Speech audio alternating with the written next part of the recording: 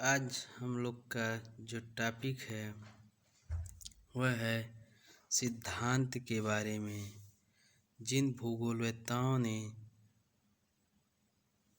जो जो सिद्धांत दिया उनके बारे में आज हम लोग अध्ययन करेंगे और उस सिद्धांत के बारे में हम लोग आज पढ़ेंगे। तो आइए देखते हैं।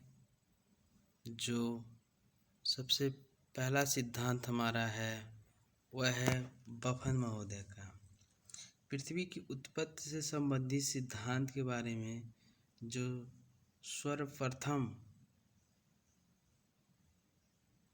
सिद्धांत कोई भूगोलवेत्ता दिया तो थे बफन महोदय। बफन महोदय ने 1749 में यह बताया कि जो पृथ्वी की उत्पत्ति हुई है वह एक वस्तु यानी कि एक तारे से हुई है।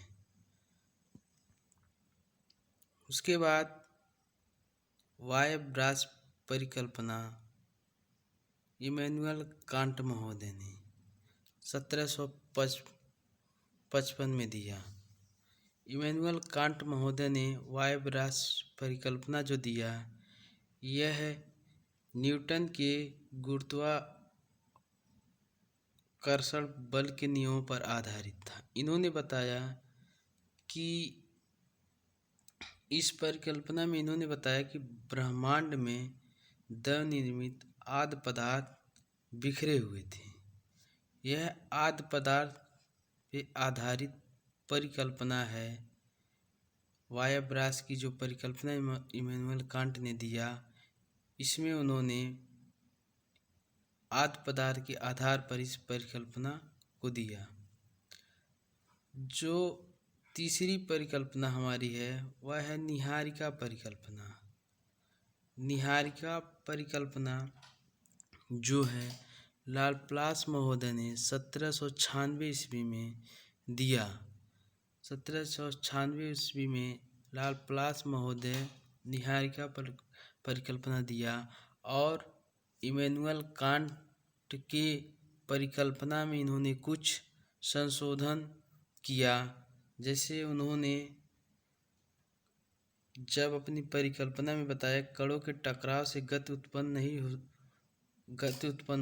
होती है, तो इनमें उन्होंने सुधार किया कि कणों के टकराव से गति उत्पन्न नहीं हो सकती। इस आधार पर लाप्लास महोदय ने निहारिका परिकल्पना दिया। जो चौथी परिकल्पना है वह है ग्रहाणु परिकल्पना। चैम्बरलिन महोदय जो अमेरिका के एक भूगोलवेत्ता थे, इन्होंने 1905 में ग्रहाणु परिकल्पना दिया। इसके अकॉर्डिंग उन्होंने बताया है कि जो पृथ्वी की उत्पत्ति हुई वह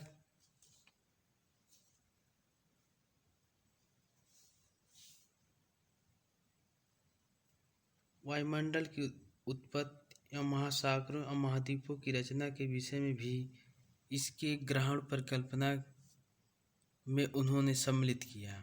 जो चौथी परिकल्पना है, पांचवी परिकल्पना है वह ज्वारीय परिकल्पना।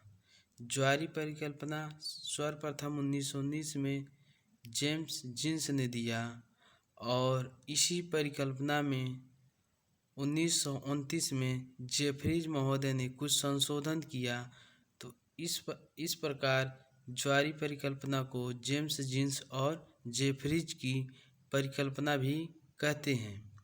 इन्होंने पृथ्वी की उत्पत्ति के बारे में बताया कि किस तरह से जो है सौरमंडल का निर्माण सूर्य तथा एक अन्य तारे के संयोग से हुआ है। ज्वारीय परिकल्पना में जेम्स जीन्स महोदय ने यह बताया कि जो सौरमंडल का निर्माण हुआ है वह सूर्य तथा एक अन्य तारे से हुआ है।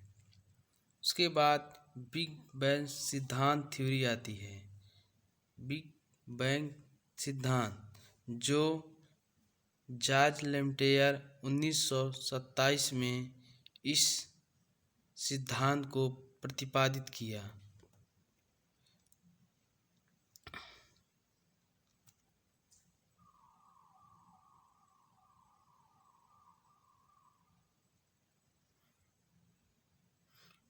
उसके बाद जो अगली परिकल्पना है, सिद्धांत है, वह है स्टडी स्टेटस सिद्धांत। स्टडी स्टेटस सिद्धांत एडविन हब्बल 1929 में दिया। स्पीति सिद्धांत अलन गुथ 1979 में दिया। पुच्छल तारा सिद्धांत कास्ते द बफन 1749 में दिया। उल्कापिंड परिकल्पना लाकियर महोदय 1794 में इस परिकल्पना का प्रतिपादन किया। द तारक परिकल्पना H.A. रसेल महोदय ने 1950 में दिया।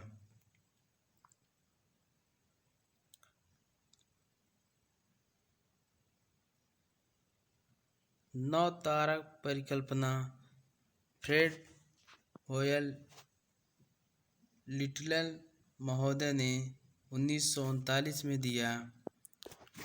अंतर तारक धूल परिकल्पना ऑटो शिम्ड महोदय ने 1943 में दिया। अंतर तारक धूल परिकल्पना में इन्होंने बताया है कि कैसे धूल कणों के आपसी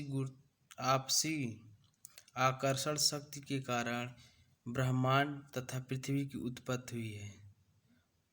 उसके बाद निहारिका मेघ सिद्धांत, जो अगला सिद्धांत है वह है निहारिका मेघ सिद्धांत। डॉक्टर वान विच सेगर ने दिया।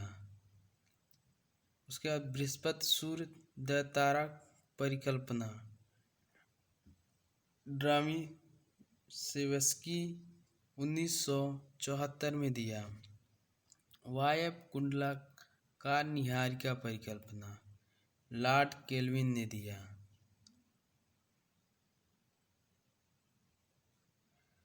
बड़े पैमाने पर वलन का होना लेपवर्थ लॉ महोदय ने बताया। उसके बाद चतुष्फलक सिद्धांत लोथियन ग्रीन ने, इन्होंने चतुष्फलक सिद्धांत को बताया। इसके अकॉर्डिंग उन्होंने कहा कि जो ये पृथ्वी है ये चपटी है। इन्होंने इस सिद्धांत में एग्जाम्पल के रूप में एक गुब्बारे का सहारा लिया। तापी संकुचन सिद्धांत जेफ्रेज महोदय ने तापी संकुचन सिद्धांत दिया।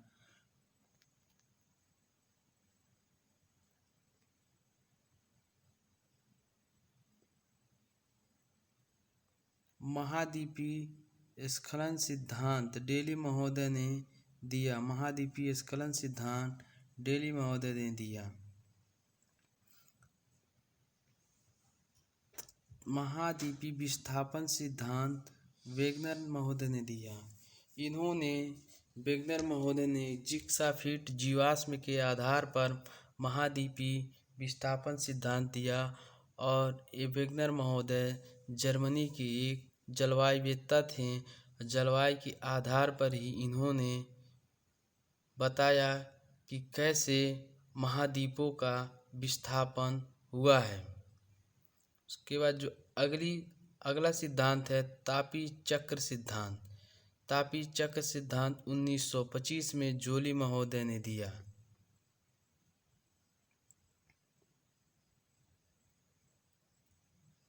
संवहन धारा, जो अगला सिद्धांत है हमारा वह है संवहन धारा का सिद्धांत, जो आर्थर होम्स महोदय ने 1928-29 में दिया। उसके बाद जो अगला सिद्धांत है वह है भौगोलिक चक्र की संकल्पना। भौगोलिक चक्र की संकल्पना 1899 में डेविस महोदय ने दिया। डेविस एक अमेरिकन भूगोलवेत्ता तथा भूवैज्ञानिक थे। इन्होंने बताया कि जैसे ही पर्वतों का उत्थान होता है, उत्थान के फलस्वरूप ही अपर्दन क्रिया चालू हो जाता है। उसके बाद जो अगला सिद्धांत है वह है अपर्दन चक्र सिद्धांत, जो आल्टर पेंक महोदय ने दिया। उसके बाद जो अगला सिद्धांत है हमारा वह है प्रत्यस्थ पुनर्वलन सिद्धांत। प्रत्यस्थ पुनर्वलन सिद्धांत रीड महोदय ने दिया। उसके बाद जो अगला सिद्धांत है एकरूपतावाद का सिद्धांत, जेम्स हटन महोदय ने दिया एकरूपतावाद का सिद्धांत। उसके बाद जो अगला सिद्धांत हमारा है वह है भू अभिनति सिद्धांत। भू अभिनति सिद्धांत हॉल और डाना महोदय ने दिया है।